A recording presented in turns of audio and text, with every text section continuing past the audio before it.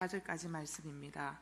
누가복음 2장 1절부터 14절까지 말씀입니다. 한 절씩 서로 교독하도록 하겠습니다. 그 무렵 아우구스투스 황제가 칙령을 내려 전 로마 통치 지역은 호적 등록을 하게 됐습니다. 이것은 구레뇨가 시리아의 총독으로 있을 때 실시된 첫 번째 호적 등록이었습니다. 그래서 모든 사람은 호적을 등록하기 위해 각각 자기 고향으로 갔습니다. 요셉도 갈릴리 나사렛 마을을 떠나 다윗의 마을인 유대 땅 베들레헴으로 올라갔습니다. 요셉은 다윗 가문의 직계 혈통이었기 때문입니다. 그는 약혼한 마리아와 함께 호적을 등록하러 그곳에 갔습니다. 그때 마리아는 임신 중이었습니다. 마리아는 첫 아들을 낳고는 아기를 천으로 싸서 구유에 눕혔습니다. 여관에는 그들이 들어갈 빈 방이 없었기 때문입니다. 밤에 양떼를 지키고 있었습니다. 주의 천사가 그들 앞에 나타났고 주의 영광이 그들을 환하게 둘러 비춰서 그들은 너무나 두려웠습니다.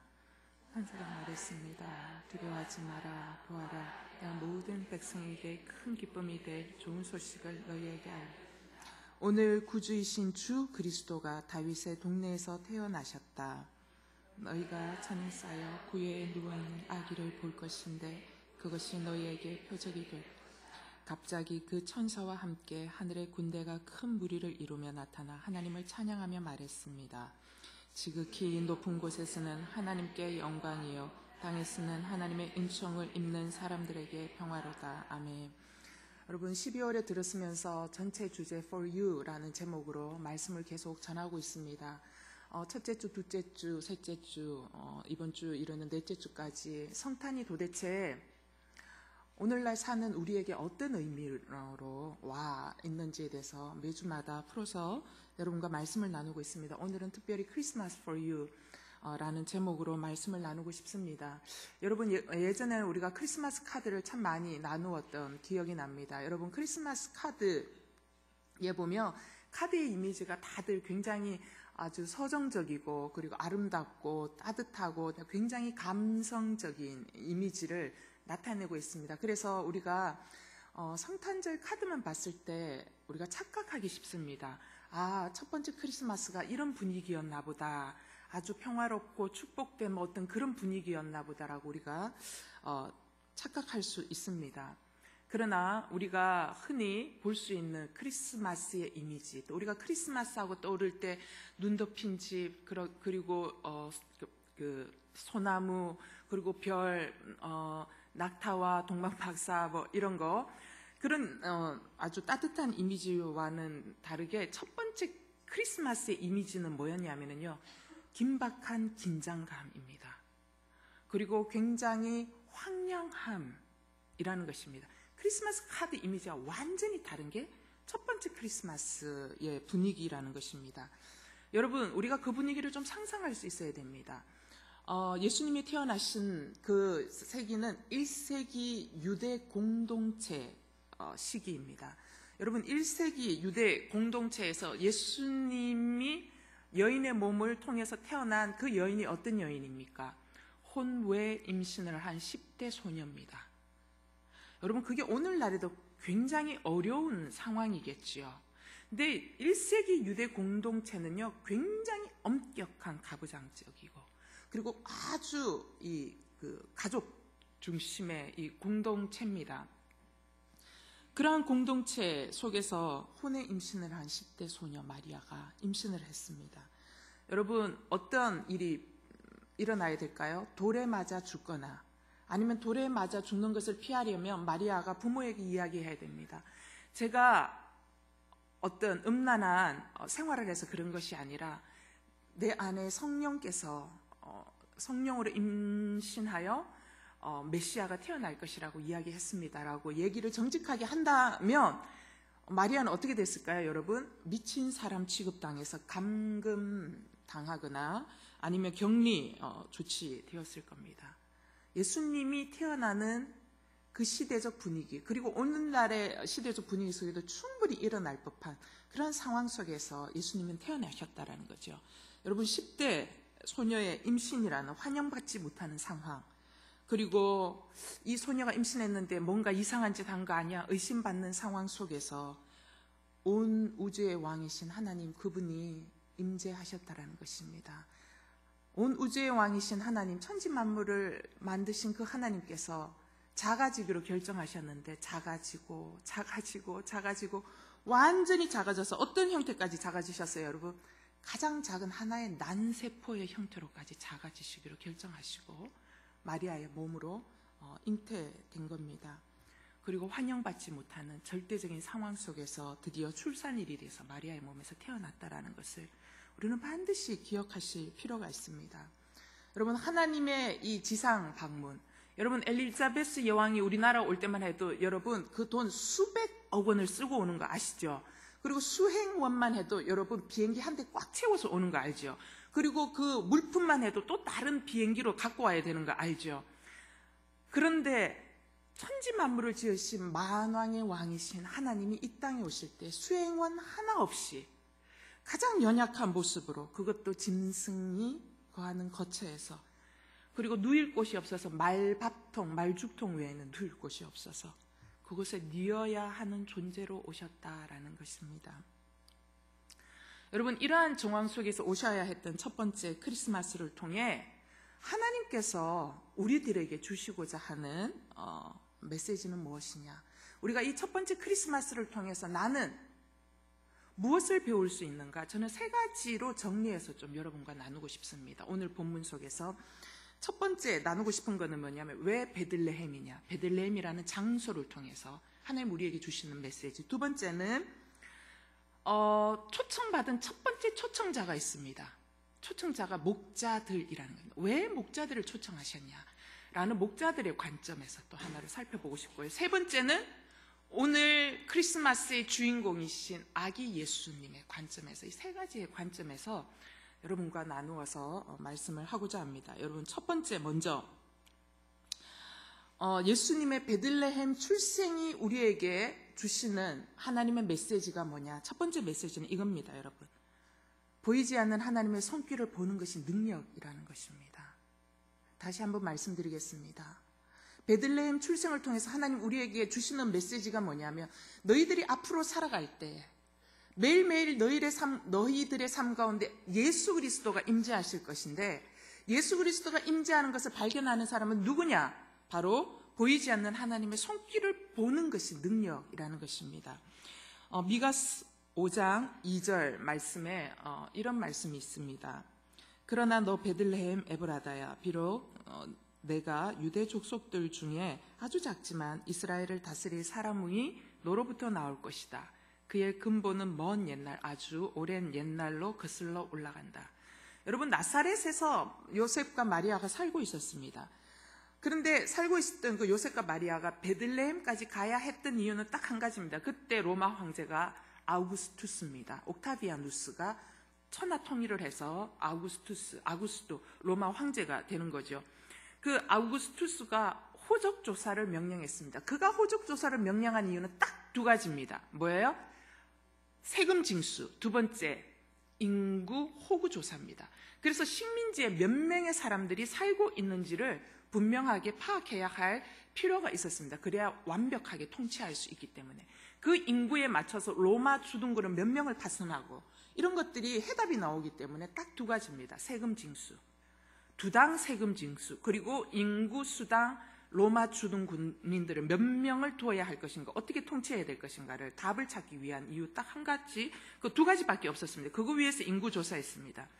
근데 그 인구조사를 위해서는 반드시 자기 본적지에 가서 인구조사를 해야 했기 때문에 나사렛에서 베들레헴이라는 저 아래까지 만삭인 마리아를 데리고 와야만 했습니다. 자, 바로 그곳에서 예수님이 태어나시게 됩니다.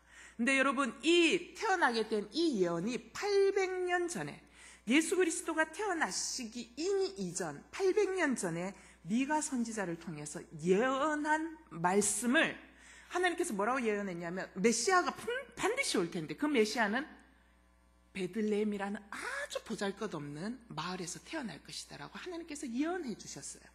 그래서 하나님께서는 그 말씀의 성취를 위해서 바로 아우구스투스를 통해서 호적 명령을 통해서 베들레헴에 태어나게 하셨다라는 것입니다. 아우구스투스는 단지 이유가 그의 정치적인 목적, 유익을 위해서 호적 명령을 내렸지만 아우구스투스는 자기도 모르는 사이에 누구의 손발이 되었습니까? 하나님의 손과 발이 되어서 성경의 예언을 이루어드리는 도구가 되었다라는 것입니다. 여러분, 우리는 생각합니다. 많은 사람들이 생각합니다. 심지어 크리스찬들도 생각합니다. 세상은 힘 있는 권세자들의 몇몇에 의해서 움직여져 가고 있다라고. 그렇게 실질적으로는, 겉으로는 그렇게 보입니다. 그러나 여러분, 크리스마스의 이 말씀을 통해서 하나님이 우리에게 다시 선포하고 계시는 것이 무엇입니까? 절대로 그렇지 않다라는 것입니다. 이 세상은 누구의 손에 움직인다고요? 반드시 하나님의 손에 의해서 움직인다. 무엇을 이루기 위해서요? 구원의 사건을 이루기 위해서 하나님은 당신의 손으로 역사를 만들어 가시고 계신다라는 것입니다.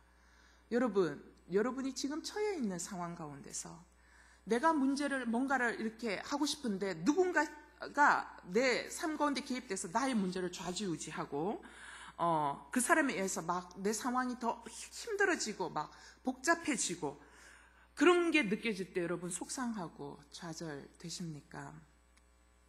그럴 때 오늘 이 말씀을 기억할 수 있게 되기를 바랍니다. 상황 뒤에 계시는 놀라운 하나님의 계획과 섭리가 있다는 것을 반드시 기억할 수 있게 되기를 바랍니다.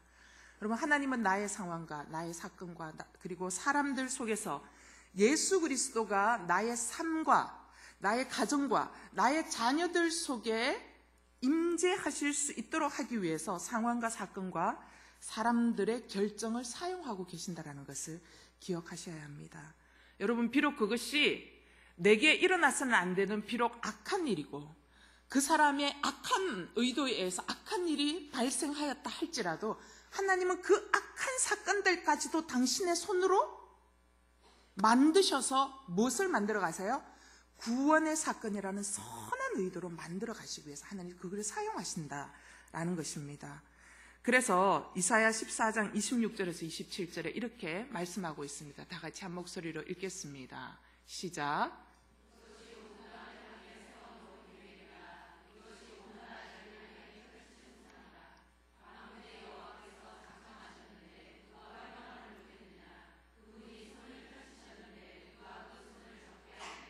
네, 온 땅을 향해 세워놓은 계획. 하나님이 손을 펼치셨기 때문에 그 손을 접게 할 수 없다라는 것입니다. 하나님께서 작정하신 일은 그 누가 회방할 수 없다라는 것입니다. 사단이 악으로 회방한다 할지라도 하나님은 그 악을 선으로 만들어 가시는, 그래야 하나님이 만들어 가시는 구원의 역사, 여러분의 인생 가운데 만난 불행한 사건, 여러분의 가정 가운데서 절대로 일어나서는 안 되는 그 불행한 사건까지도 하나님은 여러분 가정 가운데 구원의 사건을 만들어 가시는 놀라운 사건으로 전환시켜 주실 수 있는 분이라는 것입니다. 따라서 여러분, 우리가 해야 할 일은 뭐냐? 우리는 하나님이 일하시는 전체 그림을 볼 수 있어야 합니다. 물론 여러분, 우리가 하나님 일하시는 전체 그림을 세세하게 다 알 수는 없습니다. 그거 알고 다 살아가는 인생은 없다라는 것입니다. 그러나 우리가 세세히 모른다고 해서 우리의 삶 가운데 두 손 놓고 있을 것인가? 그렇게 해서는 안 된다라는 거죠. 왜냐하면 하나님께서는 우리 한 사람 한 사람에게 각자에게 주신 사명이 다 각각 다 있다라는 것입니다. 하나님께서 우리 인생을 통해서 인도하시는 길이 다 있다라는 것이죠. 따라서 우리가 우리에게 주어진 사명에 매일매일 충실하게 살다 보면 어떤 일이 생겨요? 하나님은 그 매일매일의 삶을 통해서 하나님 나라의 큰 그림 속에서 우리의 역할을 성취시켜 나가신다라는 것입니다. 제가 11월 달 말에까지 룻기 강해 설교를 마쳤습니다. 여러분, 룻기 강해 설교에서 하나님께서 우리에게 주시는 많은 메시지가 있었지만 그 중에 주시는 메시지 중에 한 가지가 뭐였습니까? 여러분, 룻은 자신이 할 수 있는 일, 하루하루 가운데 자신이 할 수 있는 것에 최선을 다했고, 그리고 자기가 할 수 있는 일에 순종하고 행동하며 나간 것이 룻이 했던 모든 일이었습니다. 그런데 룻은 자기가 하는 행동이 어떤 그림을 그려낼지 알지 못했어요. 그러나 하나님은 룻이 전혀 알지 못했던 매일매일의 순종과 행동과 선택 속에서 하나님 무슨 그림을 그리셨냐면 룻조차 알지 못했던 메시아 왕국이라는 큰 그림을 그리고 계셨다라는 것입니다. 여러분, 사무엘상 1장을 펼치면 한나의 이야기가 나옵니다. 한나도 동일합니다. 여러분, 한나는 아이가 없었습니다. 아이가 없었기 때문에 같은 그 아내로 있었던 브니나가 한나를 굉장히 괴롭혔죠. 그죠? 날마다 괴로워했습니다. 브니나 때문에. 그럴 때 한나가 나는 정말 평생 이 브니나인데 당하고 살아야 되는 그런 팔짱가 보다, 그런 운명인가 보다 하면서 한나가 자기의 인생을 넋두리하면서 그렇게 살도록 결정했냐? 한나가 그렇게 하지 않았다라는 것입니다. 여러분, 한나는 어떻게 했습니까? 하나님 앞으로 나아가서 자기가 할 수 있는 것이 그 방법밖에 없었기 때문에 하나님 앞으로 나아가 자신의 삶의 문제를 놓고 씨름하기 시작해 슬픔을 토하면서 기도하기 시작했습니다. 그랬을 때 하나님께서 한나를 통해서 은혜로 사무엘이라는 아들을 주셨어요. 여러분, 그녀의 개인적인 문제가 해결되었습니다. 한나는 거기에서 끝인 줄 알았습니다. 개인적인 문제가 해결된 것으로 끝난 것인 줄 알았어요. 그런데 여러분, 사무엘상 1장에 아이 없던 여자가 아이 하나 생긴 이유로 그의 기도가 성경에 나올 이유가 하나도 없다라는 것입니다. 왜 사무엘의 등장 이야기에 한나의 이 이야기가 나오는 걸 중요하게 다루고 있느냐? 왜냐하면 사무엘이 다윗 왕국, 다윗의 후손으로 오실 예수 그리스도의 조상되는 다윗 왕국, 그 왕국은 무엇입니까? 메시아 왕국입니다. 바로 이 다윗 왕국의 기초를 쌓는 인물이 바로 이 사무엘이기 때문입니다. 따라서 여러분, 다윗 왕국이라는 메시아 왕국의 커다란 기초가 사실은 어디에서부터 시작됐어요? 한나라는 한 여인의 불행에서부터 시작되었다라는 사실입니다. 여러분, 우리 인생 가운데, 지금 여러분 가운데 매우 개인적인 불행한 문제가 있습니까? 불행한 사건이 있습니까? 여러분, 그 문제를 가지고 하나님 앞에 나아가서 실험할 수 있게 되기를 바랍니다. 여러분, 그 문제가 우리가 생각할 때는 그냥 사소한 나 자신의 문제 같지만 실은 그것이 사소한 문제가 아니라는 것이죠. 하나님은 자기의 문제를 풀어가는 과정 속에서 하나님은 어떻게 만들어 가시냐면, 내가 미처 그림을 그리지 못했던 커다란 하나님의 나라의 왕국의 그림을 그려가시고 세워가고 있다라는 사실입니다. 자, 이것이 베들레헴이라는 장소가 우리에게 주는 영적인 의미입니다. 자, 베들레헴이라는 장소 통해서 우리는 무엇을 보는 것이 능력이라고 배웠어요? 보이지 않는 하나님의 손길을 보는 것이 능력이다라고 하나님 우리에게 주시는 메시지입니다. 두 번째 메시지가 있습니다. 초청받은 목자들. 이 메시지를 통해서 하나님이 우리에게 주시는 메시지가 뭐냐? 크리스마스를 통해서 주시는 메시지. 성실을 다하는 것이 능력이라는 것입니다. 성실을 다하는 것이 능력이다. 여러분, 성실이라는 단어 안에는 두 가지 의미가 포함되어 있습니다. 성실이라는 단어 안에는 어떤 의미가 포함되냐면, 첫 번째는 열심히 하는, 열심이라는 의미와 두 번째는 그 열심이 정직한 열심이어야 된다는 것이죠. 따라서 성실이라는 단어 안에는 열심과 정직이라는 개념이 내포되어 있습니다. 여러분, 예수님이 초청한 목자들은 어떤 사람이냐면 다른 사람들의 양떼를 쳐주는 그야말로 하층에 속하는 못 배운 고용인들이었습니다. 배운 것이 없기 때문에 험한 일을 할 수밖에 없고, 그 험한 일을 해야 겨우 먹고 살 수 있는 사람들이었습니다. 여러분, 그때 당시 이 목자들은 자기 이름조차 쓸 수 없는 천출들이었습니다. 그런데 이들이 예수님의 탄생에 초청받은 첫 번째 인물들이라는 것이지요. 여러분, 목자들은요, 예수님 당시 그때 불경한 자들로 구별되어 가지고 성전 바깥들 외에는 더 들어올 수가 없었습니다. 여인들도 여인들이 성전 안에서 들어갈 수 있는 여인들의 뜰이 있었거든요. 이 목자들은 여인들의 뜰에조차도 올 수 없는 그야말로 성전 바깥뜰에서만 있을 수 있는, 바깥뜰에서만 멀리서 하나님의 성전을 바라볼 수밖에 없는 그런 취급을 당했던 불경한 자들이었고, 성전 근처에 들어올 수 없도록 엄격히 제한되어 있는 사람들이었습니다. 그런데 하나님은 이 땅 가운데 오셔서 장차 예수님이 죄인들의 친구라고 불리지 않습니까? 그런데 그 예수님의 탄생을 축하할 사람들로 가장 먼저 목자들을 선택하셨다는 거죠. 이 비천한 사람들, 온몸에 똥냄새 나고 양똥 냄새 나고 씻지 못해서 냄새 나는 사람들, 수많은 천한 직업군들 중에서 많은 천한 직업군들이 있었거든요. 세리도 천한 직업군들이었습니다, 여러분. 몸 파는 자도 천한 직업군들이었습니다. 근데 그 천한 직업군들 중에 하나님께서 특별히 목자를 선택하셨다는 거예요. 왜 천한 직업군들 중에서 목자를 선택하여서 첫 번째 초청장을 주셨을까?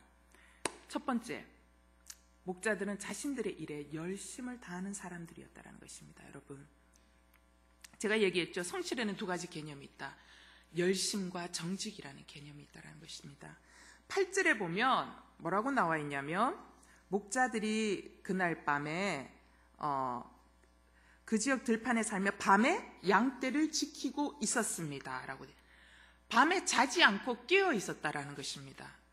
목자들은 양들을 늘 깨어서 지키는 사람들이었습니다. 여러분, 사람들의 인정과 상관없이, 사람들이 자신을 천하게 여기든 어떻든 상관없이 목자들은 자기 자리에서 신실하게 그리고 성실하게 살아가는 사람들이었습니다. 하나님께서는 사람들의 눈과 상관없이 자기 자리에서 신실하게 성실하게 살아가는 일반인들을 대표하여 목자들을 초청하셨다라는 것이지요. 여기에서 하나님께서 우리에게 주시는 메시지가 뭡니까? 하나님은 남들이 알아주든 알아주지 않든, 또 때로는 빛나는 자리든 비천한 자리든 그저 자신의 일에 묵묵히 그 자리를 지키는 성실한 사람을 귀하게 여기시고 부르시는 분이시라는 것입니다. 여러분, 다윗 왕이 어떻게 왕으로 부르심을 받았냐? 그가 바미스를 맞으면서, 아버지 집에서는 막내라고 천덕꾸러기 대접을 받았지만 그가 양떼를 지키는 일에 신실하고 정직하게 그 일들을 감당하였을 때 하나님께서 다윗에게 기름을 부으셨다는 것입니다. 또 여러분, 기드온이라는 사사는 언제 하나님 앞에 부름을 받았습니까? 보이지 않는 곳에서 두려워하면서도 미를 타작하는 그 순간에 하나님께서 그를 사사로 부르셨다는 거죠. 여러분, 모세는 40년 광야 생활 끝자락에 하나님께서 부르셨는데 언제 불렀습니까? 바로 양들을 돌보다가 기름 부음을 받고 부르심을 받았습니다. 예수님의 12제자들 중에 주님의 제자들은 어부로서 바닷가에서 물고기를 잡다가 부르심을 받았다라는 것이죠. 모두가 다 남들이 알아주든 알아주지 않든 자기 자리에서 열심을 다하여 살아내고 있었을 때 하나님이 그들을 부르셨다라는 것입니다. 그래서 잠언서 22장 29절에 하나님께서 이렇게 약속하고 있습니다. 잠언서 22장 29절 읽어볼까요? 시작. 자기 일에 솜씨가 부지런한 사람을 보았느냐? 그런 사람들은 왕들 앞에 설 것이며 낮고 천한 사람들 앞에 서지는 않을 것이다. 여러분, 남들이 보지 않는 자리에서도 주님 때문에 열심히 행할 때에 주님께서 더 귀한 자리로 불러주실 줄 믿습니다.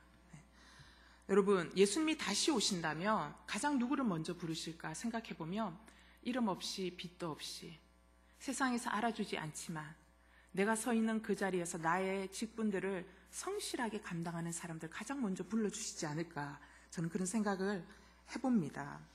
두 번째, 왜 목자들을 불렀을까? 목자들은 자신들의 일에서만큼은 정직을 다했다라는 것입니다. 제가 한 7, 8년 전에, 왜 여러분 바람 풍선 있죠? 이렇게 바깥에 하는 막 쿵짝쿵짝 하고 막 손님 오늘은 뭐 이렇게 막 이렇게 하는 거 있잖아요. 뭐 하시고 뭐 이렇게 하는 거 이벤트 하면서 막 그거 선전하는 거 있잖아요. 근데 이제 겨울철이었어요. 겨울철인데 아가씨가 미니스커트 입고 막 이렇게 막 너무 추워 보이는 거예요. 그러면서 이제 차를 타고 가는데 막 쿵짝쿵짝 막 바람 인형이 막 춤추고 막 거기서 막 음악 소리 나오고 아가씨가 막 춤추고 막 아까 우리 50댄스 하듯이 막 이렇게 춤추고 막 이러는 거예요. 이제 그러는데 제 뒤에 앉아서 이제 바람 풍선 타고 이제 춤추고 막 이러는 모습을 본 뒤에 앉아 누군가가 이렇게 쟤들은 저렇게 하는데 저거 부끄럽지 않을까라고 이야기를 했어요.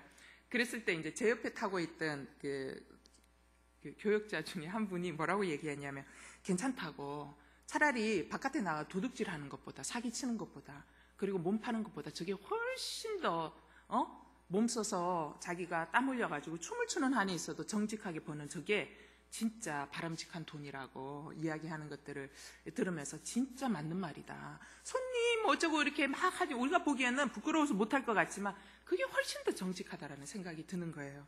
여러분, 저는 육체 노동은 참 정직하다고 생각합니다.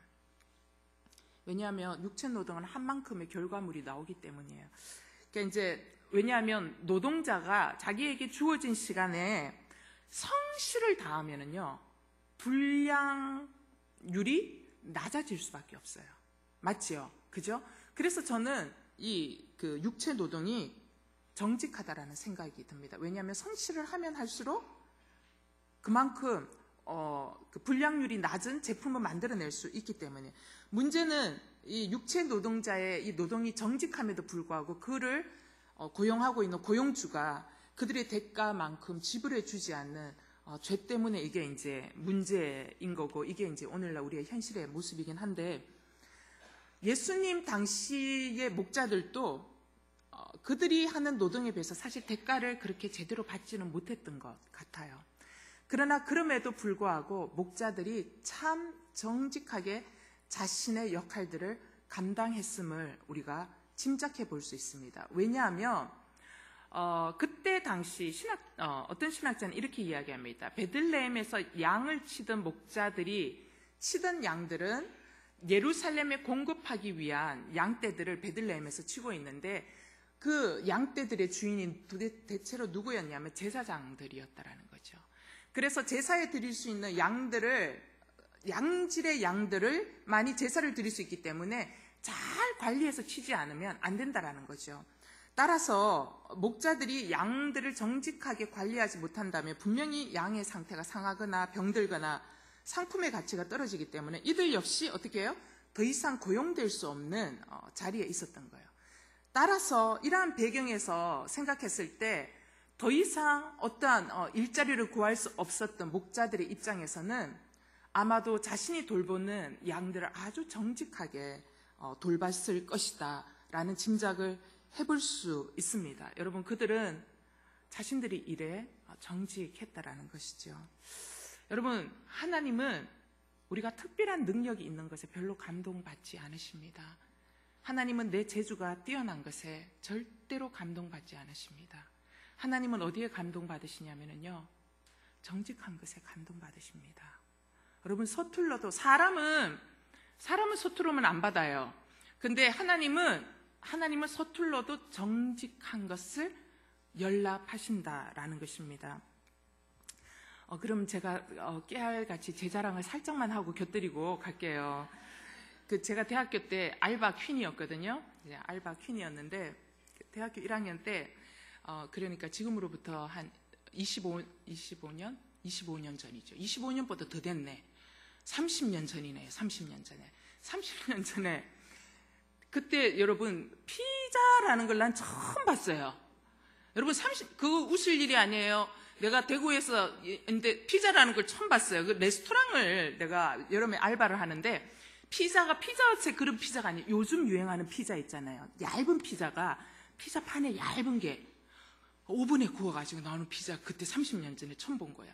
거기가 피자와 스테이크를 하는 레스토랑이었어요. 그러니까 피자와 스테이크를 하는 레스토랑인데 그 레스토랑에 알바생으로 들어간 거죠. 많이 외모를 본 것 같아요. 그래서 제가 된 걸로 생각이 들어요. 그래서 일단 이렇게 아래 위로 이렇게 보더니 그 사장님이 고기를 갸우뚱하더니 손이 모자란데 일단은 저를 선택해서 이렇게 일단 알바를 시켰어요. 근데 그게 이제 고급이다 보니까 장미 생화를요 테이블마다 듬뿍 놓거든요. 근데 장미의 특징이 뭔 줄 아세요? 빨리 시들어요, 장미는. 그래서 제가 이제 알바를 하면서 보니까 장미가 빨리 시드는 게 내가 시드는 것처럼 가슴이 너무 아픈 거예요. 너무 아까운 거예요. 그래가지고 저 장미를 어떻게 하면 좀 산소 공급기로 공급을 해가지고 다시 저기 CPR로 해가지고 다시 살려낼까라는 생각을 하면서 실험을 했는데, 여러분 시든 장미 살려내는 방법 말씀드릴게요. 수요 예배 와야지만이 얻을 수 있는 아주 생활의 지혜들. 여러분 꽃병에다가요 얼음을 넣으면 됩니다. 얼음을 넣으면요 이렇게 죽었던 장미가 이렇게 살아나요. 진짜예요. 그래서 장미를 버려야 되는데 너무 아까운 거예요. 그래서 제가 실험하다가 물도 갈아주고 해봤는데 안 되겠어. 그래서 그때 느낀 게 야를 얼음에다가 집어넣으면 좀 정신 차리려나 하면서 얼음을 집어넣었더니 진짜 이렇던 게 이렇게 살아나는 거예요. 하루는 더 가요. 진짜로 24시간 더 가요. 여러분 그거 내 돈 아니거든요. 그렇게 해도 되는데 그게 너무 아까운 거예요. 그래서 그거를 시든 장미들마다 얼음을 3알씩 집어넣었고 화병에다. 그럼 막 바짝 살아나고 또 이따가 3알씩 집어넣고 이제 그런 일들을 했어요. 그리고 그 뭐 누가 알아주는 건 아니지만 그런 일을 했고, 이제 제가 출근 시간보다 방학 동안 1시간을 먼저 갔어요. 1시간을 먼저 가서 하면 아주머니가 청소를 하거든요. 바닥 청소도 하고 막 나무 같은 것들도 막 이렇게 닦고 하다 보니까 일이 너무 많아요. 레스토랑이 너무 2층, 3층으로 워낙 큰 레스토랑이다 보니까 혼자서 감당하기 힘드니까 그냥 이렇게 거기가 굉장히 원목 나무로 내부를 치장해 이렇게 막 온전 신의 원목 진짜 나무 그걸로 해놓은 건데 너무 아까운 거예요. 그래서 아줌마가 그냥 대충 이렇게 시간이 없어서 닦는 거예요. 그래서 제가 오일을 달라고. 그래서 오일 하다가 헝겊에다 묻혀서 닦았어요. 이렇게 문지르고 같이 이제 닦고. 이게 닦고 하루 닦고 이틀 닦고 세 번째 닦으니까 얘가 갈수록 윤이 반들 하면서 윤이 나는 거예요. 그 윤이 나니까 제가 기분이 좋은 거예요. 그래서 늘 와서 닦았어요. 그 누가 닦는다고 도주는 건 아닌데 이제 그런 거 보면서 그때 주방장이 나더러 뭐라 그러냐면 내가 점심 먹으러 들어가니까 너는 미련한 곰탱이 같다는 거예요. 사람이 요령껏 일해야 되는데 요령 없이 일한다는 거예요. 미련한 곰같이 요령 없이 일한다고. 근데 그때 들어도 기분 진짜 나빴거든요. 기분이 굉장히 안 좋았어요. 그런데 그냥 그렇게 했어요. 그리고는 이제 9월 달에 이제 학교 개강하니까 알바를 이제 내려놓고 이제 끝내놓고 이제 갈 때 사장님이 나더러 뭐라 그러냐면 고맙다 그러는 거예요. 그래서 내가 왜요? 그랬더니 너가 오고 난 뒤부터 기둥이 반짝이기 시작했다라는 거예요. 나는 모르는 줄 알았어요. 근데 그분 또 이게 왜 이러지? 1, 2년 동안 아무렇지도 않다가 이게 왜 반짝이지? 그러면서 이제 아줌마인데 물어봤더니 저 학생이 아침 일찍 와 저거 닦는다고. 자기랑 같이 해요. 자기는 받아가 자기 학생이 이거 닦는다고. 그래서 그 사장님이 고맙다라고 이야기하는 거예요. 네. 그럼 저는 모르는 줄 알았어요. 그런데 다만 표현하지 않고 있었다라는 것입니다. 저는 하나님도 마찬가지라는 생각이 들어요. 여러분 우리가 보든 보이지 않든 하는 태도를 굉장히 중요하게 여기신다. 그래서요 한 가지만 더 할게요. 그때 그래서 제가 다른 사람보다 월급을 10만 원을 더 받았어요. 그래서 그때 제 대학교 등록금이 34만 원이었거든요. 그래서 제가 한 달에 얼마를 벌었냐면 25만 원 벌었어요. 되게 많이 번 거예요. 사장님이 비밀이야. 너에게만 더 얹어줄게. 이렇게 해서 더 얹어주는 거예요. 여러분 하나님이 이름 없이 빚도 없이 우리가 선 자리에서 일할 때 하나님은 10만 원을 얹어주시는 분이 아니라 가장 유익한 것으로 우리 인생 가운데 채워주시는 분인 줄 믿습니다. 주님이 보고 싶어 하시는 것은 성실함이라는 거죠. 열심과 정직. 여러분 목자들을 선택한 이유는 그들이 가장 낮은 곳에 있었기 때문에 낮은 곳으로 오신 예수님, 낮은 자들과 함께하고 싶어 하시는 예수님에게 상징적인 모습으로 초청된 것도 있지만 나는 낮은 자 그 당시의 비류들은 굉장히 많았다라고 생각합니다. 그러나 그 중에서도 왜 목자냐라는 것이죠. 난 그들이 갖고 있었던 성실과 정직, 하나님 이걸 굉장히 귀하게 보시고 예수 그리스도가 임재하는 첫 번째 초청장으로 그들이 받았다. 여러분 우리 안에 성실과 정직으로 살아갈 때 하나님께서는 우리에게 은혜의 초청장을 내밀어 주실 줄로 믿습니다. 시편 11편 4절에서 7절 이런 말씀 나옵니다. 함께 읽겠습니다. 시작. 여호와께서 그분의 거룩한 성전에 계시고 여호와의 옥좌는 하늘에 있으니 그분이 눈을 열어 사람들을 지켜보신다. 의로우신 여호와께서는 의를 사랑하시니 정직한 사람은 그분의 얼굴을 보리라. 예. 여러분, 거룩한 성전에 계신 그분의 옥자는 하늘에 계시지만 그분이 어떻게 해요? 눈을 열어서 살펴보시는데 어떤 사람을 살펴보시냐? 의를 사랑하시니 정직한 사람은 그분의 얼굴을 보리라. 여러분, 우리의 삶에 불평하지 말고 불만하지 말고 이 뒤에 계신 놀라운 하나님의 섭리와 계획을 깨닫고 큰 그림이 반드시 있을 것이다라고 믿으면서 목자처럼 아무도 알아주지 않고 나를 무시하고 남편조차 나를 무시하고 자녀조차 나를 무시하고 시어머니조차 나를 무시하고 사람들이 나를 무시한다 할지라도 내가 하나님 앞에서 나의 자리를 성실하게 살아갈 때 우리는 하나님으로부터 초대받는 놀라운 축복의 자리에 있을 줄로 믿습니다. 누가복음에만 이 목자들의 초청을 기록하고 있거든요. 근데 누가복음의 저자 의사 누가는요, 특별히 복음서를 읽어보면 뭘 강조하고 있냐면 정직을 매우 중요하게 강조하고 있다는 것을 보게 됩니다. 그러면서 그는 자신의 복음서에서 하나님께서 얼마나 정직을 중요하게 보시는지를 자주 이야기하고 있는데 그 첫 번째 이야기가 뭐였냐면 바리새인과 세리의 기도. 그러면서 바리새인은 겉으로 보기에는 굉장히 뭔가 있는 척하면서 기도했지만 하나님 그 기도 듣지 않았다. 세리는 죄인이고 정말 사람들에게 손가락질 받지만 세리는 진심으로 정직하게 기도할 때 하나님 그 기도를 들으셨다 라는 부분에 대해서 정직에 대해서 강조하고 있고요. 두 번째 또 강조하고 있는 건 뭐냐면 삭개오의 회심 기사를 통해서 삭개오가 정말 정직하게 예수 그리스도 앞에서 자신의 죄를 고백하고 회개했을 때 하나님께서 너도 아브라함의 자손이다, 구원이 이 가정 가운데 임했다라는 축복을 받게 되었다라는 정직을 강조하고 있고요. 또 하나의 정직을 강조하는 또 기사가 뭐냐면 과부의 두 렙돈 헌금에 대한 이야기입니다. 하나님 앞에 거짓 없이 온전함으로 드린 과부의 헌금을 매우 기뻐했다라는 것을 말하고 있습니다. 우리 과부의 두 렙돈 본문을 한번 읽어봅시다.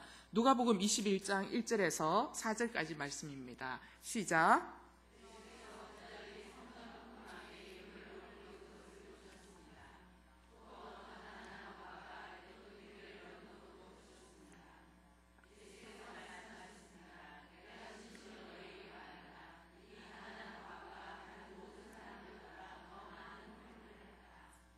이 모든 사람들은 다 넉넉한 가운데서 예물을 드렸지만 이 여인은 매우 가난한 가운데서 가지고 있는 생활비 전부를 바쳤다.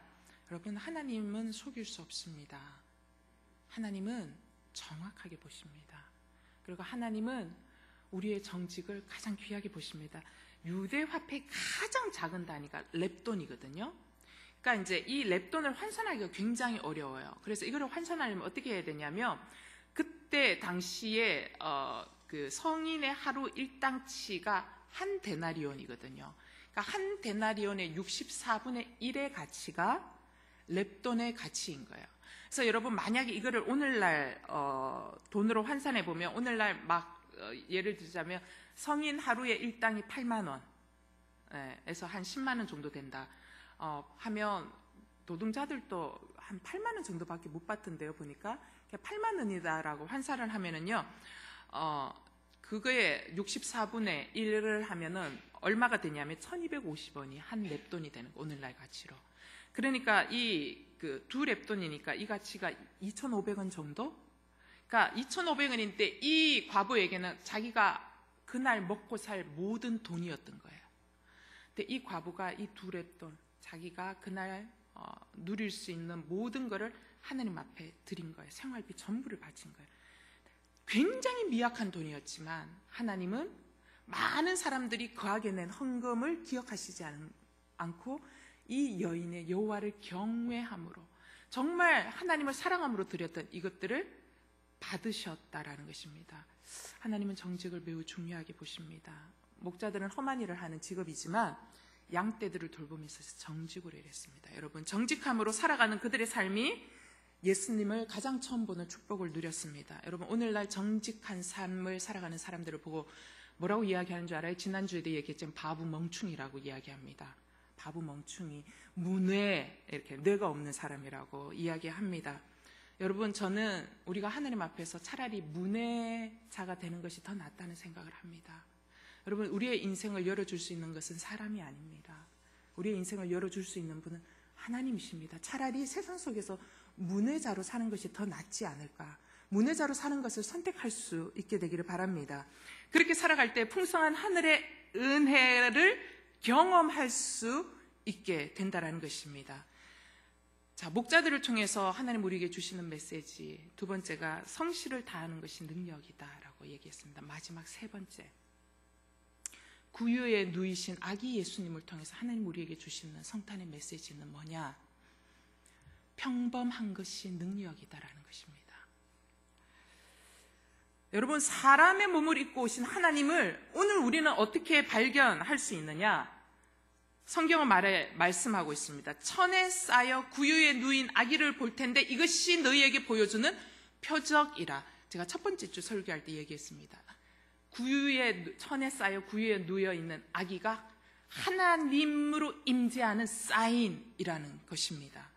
여러분, 철저한 겸손과 검소함이 하나님의 표적입니다. 하나님의 사인은 화려한 곳에 있지 않습니다. 하나님의 사인은 능력 많은 곳에 있지 않습니다. 하나님의 사인은 겸손과 검소함에 있다는 것입니다. 이것이 하나님이 택하신 영광이라는 것이죠. 자, 구유에 누워있는 아기 예수님, 여러분, 천에 쌓여있는 아기, 어디에서나 볼 수 있는 아기입니다. 맞지요? 특별한 아기 아니죠? 천에 쌓여 누워있는 아기, 그 하나님은 매우 평범한 어느 아기와 똑같은 모습입니다. 따라서 여러분, 하나님의 모습을 어디에서 발견할 수 있느냐? 여러분의 평범한 삶 속에서 발견할 수 있습니다. 매우 평범한 일상 속에서 하나님의 모습을 발견할 수 있습니다. 평범함이 하나님의 모습입니다. 그래서 여러분, 진짜 영적으로 성숙하면은요, 평범한 것이 너무 좋아지는 거예요. 특별한 것이 좋아지는 것이 아니라 그냥 평범한 게 좋아요. 그냥 내가 무슨 일을 해도 눈에 띄지 않고 아무도 알아주지 않고 하는 그 선한 일을 한다는 그 자체가 그냥 좋은 거예요. 그래서 여러분, 지극히 평범함이 지극히 성숙함이라는 것입니다. 그래서 너무나도 평범해서 누구나 쉽게 다가갈 수 있는 사람이 영적으로 성숙한 사람이지요. 하나님은 휘황찬란한 모습으로 오시지 않으셨습니다. 너무나 평범한 아기의 모습으로 오셨습니다. 여러분, 그래서 우리가 살아내는 일상의 삶 속에서 우리는 평범함 속에서 하나님의 모습을 발견할 수 있습니다. 이웃의 이야기 속에서 우리는 하나님 발견할 수 있습니다. 또 내 자녀의 학교 생활 속에서 하나님 발견할 수 있습니다. 또 내 남편과의 관계 속에서 하나님을 발견할 수 있습니다.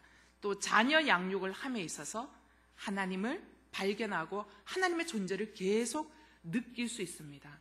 저희 아들이 지금은 이제 대학교 1학년 하고 이제 대학교 2학년 올라가는데, 제가 이제 서울에 살다가 저 남양주로 이사를 갔어요. 중학교 때 우리 아들 이제 중3 올라가는 굉장히 중요한 나이 때. 그래서 안 가겠다는 애를 설득해서 이제 끌고 갔어요. 남양주로 가서 우리 집 바로 앞에 양호중학교라는 중학교가 있었어요. 양호중학교라는 중학교가 있었는데 우리 아들이 학교 첫날 갔다 오고 나서 집에 오면서 가방을 냅다 던지면서 하는 얘기가, 왜 이런 학교에다가 전학시켰냐고 하면서 하는 얘기가, 왜 우리 학교 이름이 양호중학교인 줄 아냐고, 양아치 500마리 다니는 학교라서 양호중학교라고 하면서 애들이 전부 이상하다고, 애들이 제정신 든 애들이 하나도 없다고, 다 양아치고 다 이상한 애들이라고 하면서 이제 막 하면서 나인데 막 하는 거예요. 그러면서 애가 학교만 갔다 오면 양아치 500마리 다니는 학교에 자기를 집어넣었다고 날마다 이제 하는데, 제가 제일 처음에는 마음이 좀 그랬어요. 얘가 나 때문에 목사인 나를 만나서 참 고생하는군. 서울에 뒀으면 참 좋았을 텐데, 이런 이제 생각이 들어서 좀 마음이 아팠는데, 우리 아들이 맨날 이제 양아치 500마리 있는 곳에, 나를 이곳에 데려와서 자기를 고생시키고, 친구로 할 만한 친구도 하나도 없고, 사귀고 싶은 친구도 한 명도 없고, 사귀고 싶지도 않고, 뭐 이제 막 이런 이야기를 막 하는 거예요. 제가 이제 이런 얘기 들으면서 그 속에서 무슨 생각이 드느냐면, 하나님, 왜 양아치 500마리 다니는 학교에다가 나는 정말 결정하고 기도하면서 하나님 응답받고 이르러 왔는데 이게 무슨 일입니까? 라고 하나님 앞에 물었을 때 하나님이 뭐라고 말씀하시냐면, 양아치 500마리 다니는 학교니까 너가 아들 다녀야 된다, 그 얘기하는 거예요. 그러면서 걔가 그런 친구들 통해서 인간에 대한 이해가 깊어질 수 있다는 게 제 마음 가운데 들렸어요.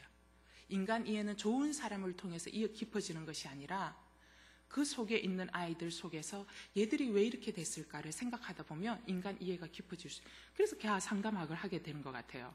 그러면서 걔가 나중에 상담학과 진학할 때 자기 그거를 자기 추천이라 얘기하는, 자기 왜 동기 뭐 이런 거를 자기가 이제 뭐 교수가 물으면 니 뭐라고 얘기할래 그랬더니 네가 왜 상담학과에 지원했냐고 얘기할 때 얘가 무슨 얘기를 하냐면, 재밌는 거는 자기가 서울에 있다가 끌려서 남양주로 엄마 때문에 갔는데 거기서 친구들을 만났는데 친구들이 서울 친구들하고는 좀 다르더라. 그러면서 얘들이 왜 다를까 생각했는데 보니까 이제 가정들이 많이 깨어지고 어렵더라. 그러면서 얘들이 그렇게 될 수밖에 없다라는 것을 자기가 좀 느꼈다. 그러면서 만약에 이런 애들이 상담을 미리 하고 상담을 치료받을 수 있으면 이렇게까지는 안 될 수 있었을 텐데 라는 생각을 하면서 상담을 하면 참 좋겠다라는 생각을 했다라고 이제 자기가 이야기를 하는 거예요. 여러분, 정리가 된 거죠, 우리 아들이. 그죠? 양아치 500마리 있는 학교에 다니면서 정리가 된 거예요. 저는 이거 굉장히 중요하다고 생각해요. 여러분, 하나님의 존재는 멀리 있지 않습니다. 하나님의 임재는 이상한 곳에 있지 않습니다. 하나님의 임재는 뭐가 포설비 같은 은혜가 머리 반짝반짝 내리고 뭐가 막 이게 그런 이상한 데 있지 않아요. 하나님의 임재는요, 매우 가까이 있습니다. 당신의 남편 속에서, 당신의 문제 속에서, 당신의 자녀 속에서 매우 가까이 계신다라는 것입니다. 그런데 이렇게 가까이 있는 하나님의 임재를 우리는 왜 발견하지 못할까? 이유는 딱 한 가지입니다. 내 안에 있는 욕망이, 내 안에 있는 높아지고 싶어하는 눈이 하나님의 임재를 발견하지 못하게 하는 거예요. 그래서 하나님의 임재다라고 하나님이 이야기해도 그거 못 보는 거예요. 못 듣는 거예요. 이게 무슨 하나님의 임재예요? 내 안에 당하는 고통이 하나님의 임재라고 느껴지지 않는 거예요. 내 남편이 당하고 있는 고통이 하나님의 임재라고 느껴지지 않는 거예요. 왜 내게 좀 좋은 환경을 주시지?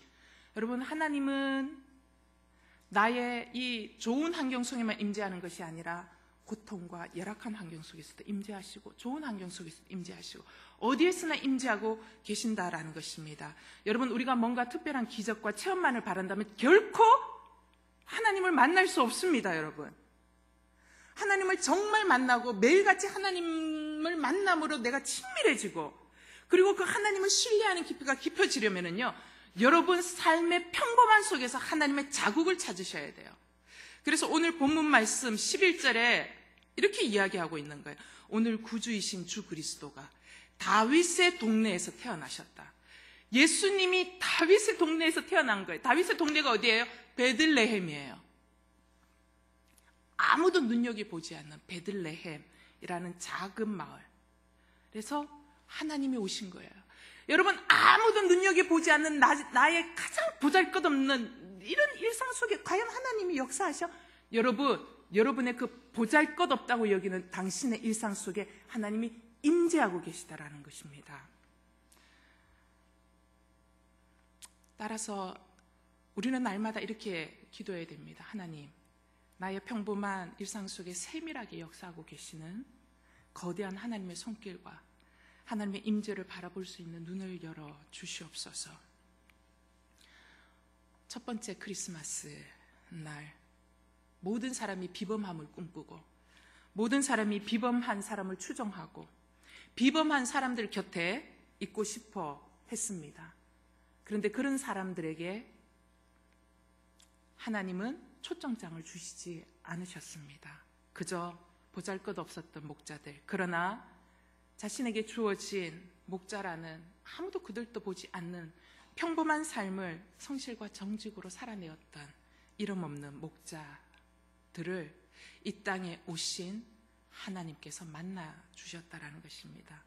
우리 역시 오늘의 삶을 감사하고 오늘의 삶을 정직하게 살아가며 오늘 내가 만나는 나의 가정과 이웃과 만남들을 성실과 정직으로 일상을 살아낼 때 내 삶 가운데 임하시는 하나님의 은혜를 경험하고 능력을 경험하는 놀라운 축복이 열릴 것이라고 저는 확신합니다. 사랑하는 여러분, 축원합니다. 메리 크리스마스. 영상 하나 보고 기도하겠습니다.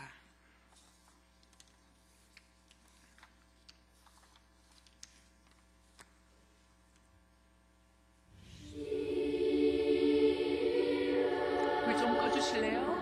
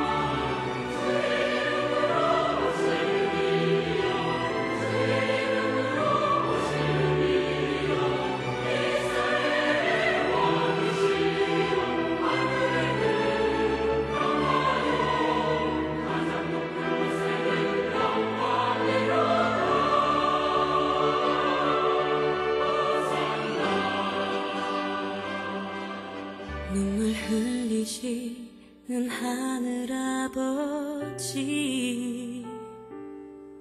사랑 때문에 고개를 떨구며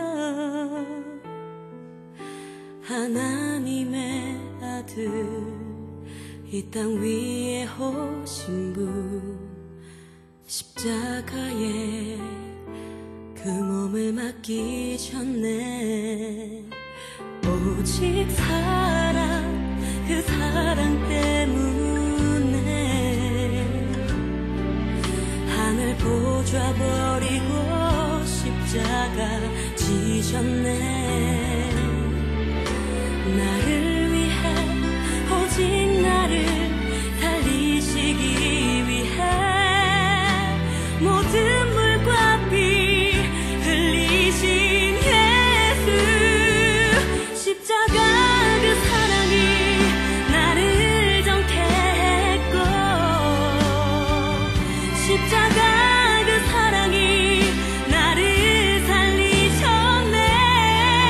십자가 그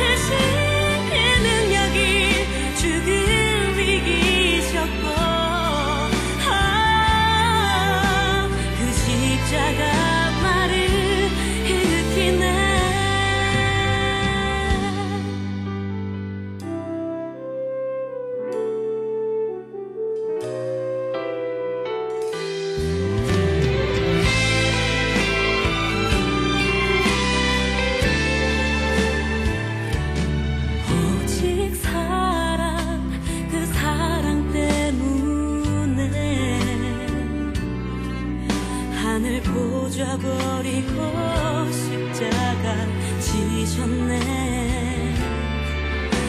나를 위해 오직 나를 달리시기 위해 모든 물과 피 흘리신 예수. 십자가 그 사랑이 나를 정케 했고. 십자가. 우리 기도합시다. 하늘의 모든 영광 또 능력 이 모든 것들을 다 버리시고 낮아지시고 또 낮아지시고 그 어떤 수행원도 없이 이 땅에 오신 주님, 가장 작은 난세포의 형태로 이 땅에 오신 주님, 예수 그리스도의 그 평범한 강보에 쌓여있는 아기의 모습, 하나님, 우리는 뭔가 특별함을 날마다 추구하고 뭔가 더 큰 것을 추구하고 뭔가 더 높은 것을 추구하고, 하나님, 이 세대는 높은 거 큰 거 하나님 폼나는 것을 추구하지만 주님 우리에게 말씀하시는 것은 그곳에는 예수가 없다라는 것입니다. 주님은 가장 낮은 자리 그리고 너무나도 평범한 여느 아기와 같은 모습으로 임재해 계신다라는 것입니다. 하나님, 나의 일상을 사랑하게 하여 주시옵시고, 하나님, 내 삶을 사랑하게 하여 주시옵시고, 내게 주어진 나의 이 평범한 삶, 너무나도 평범해서 나는 왜 언제까지나 이런 서민의 삶을 벗어날 수 없을까? 주님, 바로 이 평범의 삶 가운데서 아기 예수로 오신 하나님의 표적을 볼 수 있는 줄 믿습니다. 오히려 감사하게 하시고 찬양하게 하시고, 하나님 아버지, 나의 이 평범함이 능력임을 깨달아 하나님, 오늘도 나의 일상을 그리고 나의 일상 속을 거닐고 계시는 주를 만날 수 있는 영적 해안이 열릴 수 있도록 축복하여 주시옵소서. 우리 함께 기도하며 나아가시겠습니다.